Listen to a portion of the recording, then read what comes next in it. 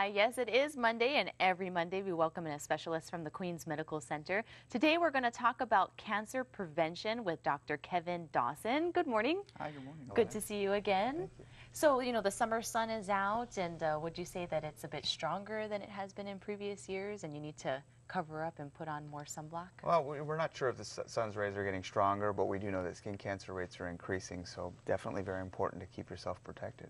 So what kind of sunscreen would you recommend? Well, I usually tell people, rather than recommending brands and types, I usually tell people to look for three things in a sunscreen. First of all, you want to look for an SPF of at least 30. Okay. And SPF stands for sun protection factor, and it's roughly how much longer a person can stay in the sun without getting burned. But you also want to protect against aging rays, not just against the burning rays. So you want to make sure you're looking for a broad spectrum sunscreen.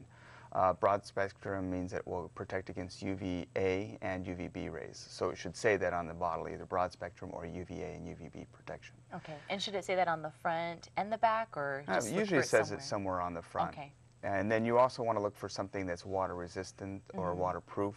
There's really no such thing as waterproof in a sunscreen, but if it says that, you can at least be sure that it will stay on a little bit better if you're sweating or if you're in the water. Now, you talked a little bit about the UVA, UVB. What kind of ingredients should you look for when you are looking for a sunblock? The broad spectrum ingredients are things like titanium dioxide, zinc oxide. There's an ingredient called parasol or avobenzone, and that usually gives you good broad spectrum coverage. And there's a new one out called Encapsule, and that's in the Antihelus products. That's a little harder to find, but the first three are the ones that you really should look for. There's been recent reports of certain types of sunblock that actually contribute to skin cancer. Yeah, that's a little controversial, but we do know that some of these sunscreen ingredients will break down as they get exposed to the sun. So the best way to protect against that is to reapply your sunscreens. Don't put it on once and let it sit on all day long.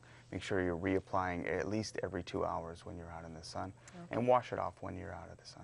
All right. Well, thank you, Dr. Kevin Dawson, and you'll rejoin us a little bit later with some more tips on how to stay skin cancer free, especially during the summer sun this summer.